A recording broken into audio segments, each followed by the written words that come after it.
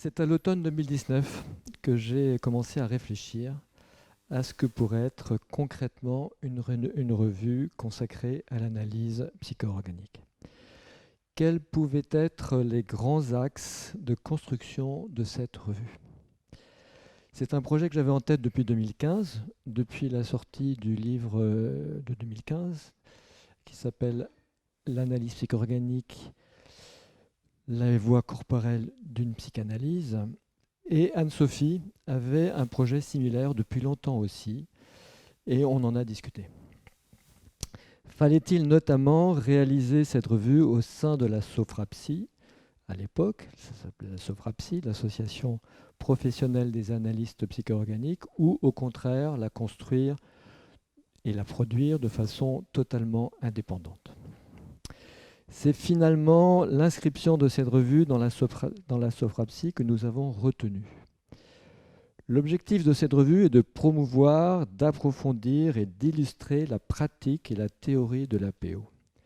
Il s'agit aussi de contribuer à la recherche, au développement et au rayonnement de notre méthode thérapeutique et de fédérer ainsi les analystes psycho-organiques. Pour cela, il m'a toujours paru essentiel que cette revue soit éditée au grand jour, accessible à toute personne désireuse de la lire. Le choix de l'éditeur a bien sûr été un moment fondamental, conditionnant la création physique de la revue, mais aussi son accessibilité et sa visibilité. Concernant les grandes lignes de fonctionnement de la revue, j'ai pensé qu'il était bon que la lecture des articles par le comité de rédaction se fasse à l'aveugle. C'est-à-dire que les deux personnes du comité de rédaction qui prennent connaissance d'un article le fassent sans en connaître l'auteur.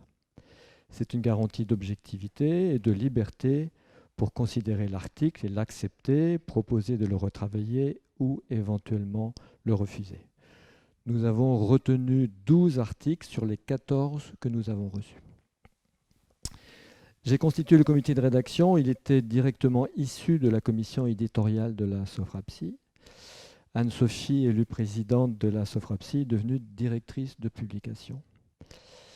Avec le conseil d'administration de PsyAPO, elle nous a soutenus indéfectiblement sur tous les aspects financiers, légaux, organisationnels de la naissance de cette revue. Le comité de rédaction s'est réuni pour la première fois en mars 2020. Le travail était énorme, évidemment, parce qu'il a fallu tout faire, tout construire. La mise en place du contenu, bien sûr, le choix du format de la revue, de la maquette, de la mise en page, etc.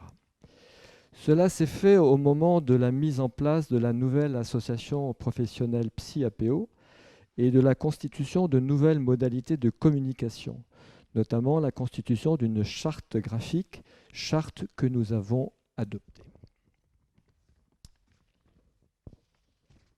Nous avons tâtonné souvent. Comment pourrait-il en être autrement quand on crée une revue à partir de rien et qu'on n'est pas du tout du métier? Nous avions pensé initialement à insérer des illustrations, par exemple, sur ce thème de la naissance. Finalement, on y a renoncé. Trop difficile de choisir ce qui pouvait paraître ou non. Cela dépendait trop de jugements esthétiques subjectifs avant de nous rendre compte que de toute façon, l'impression aux couleurs n'était pas possible puisqu'elle entraînait un prix de revient trop élevé de la revue. Avant de nous lancer dans cette aventure, Anne-Sophie et moi avions contacté les rédacteurs en chef d'autres revues existantes afin d'avoir des informations sur le lancement d'une pareille entreprise et sur les différentes difficultés rencontrées. Tous ont insisté sur le travail énorme que ça représente. Et je dois dire qu'ils n'avaient pas tort. Notre premier comité de rédaction s'est réuni en mars 2020 et ce premier numéro consacré à la naissance est prêt depuis le mois de juin dernier. Bien sûr, tout le travail constitutif du premier numéro est une structure de base et ne sera pas à reprendre dans les numéros à venir. Du moins, j'espère.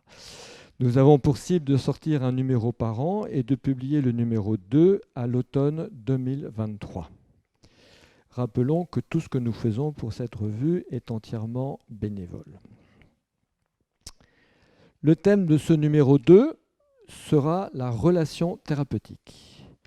Vous êtes invités, chaleureusement à écrire et à nous proposer des contributions.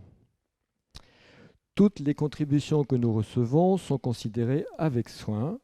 Les articles sont de 41 000 signes au maximum, ce qui laisse un vrai espace de développement et de communication. Ils peuvent aussi, bien sûr, être plus courts. Toutes les informations nécessaires pour l'écriture d'un article sont sur le site de PsyAPO. Je souhaite une longue vie à cette revue dans la diversité, la qualité, la fluidité et l'abondance. Je remercie Anne-Sophie et les membres du conseil d'administration de PsyAPO pour leur soutien et leur participation à cette création. Je remercie tous les membres du comité de rédaction qui ont participé à ce premier numéro. Alain Boutet, Éric Champ, Yann Desbrosses, Sophie Garnier, Sophie Gentilhomme, Ruth Esberg, Philippe Rédigé, Isabelle Violès. Anne Michel nous a aidés à trouver une façon d'être édité. Ce soir, Alain Boutet, Sandra Ferroletto, Éric Champ et Philippe Rédigé ne peuvent pas être là, sont désolés de ne pas pouvoir être là et m'ont demandé de les excuser. Je remercie à nouveau Isabelle Violès qui est là et les membres de l'équipe qu'elle a créée, Bénédicte Sakisayar que vous avez vu tout à l'heure et Elena Zahariev, à qui nous devons la réalisation concrète de la soirée de ce soir. Merci beaucoup à Yann Desbrosses qui s'est occupé de l'organisation de l'enregistrement vidéo de la table ronde qui va avoir lieu. Merci aussi à Isabelle Candel, qui n'est pas là non plus, qui est malade aujourd'hui, qui s'est chargée du travail d'attaché de presse. Enfin, je remercie beaucoup Serge Effez d'avoir accepté de participer à notre table ronde de ce soir. Et je passe le micro à Christine Chéquet, qui est la modératrice de cette table ronde.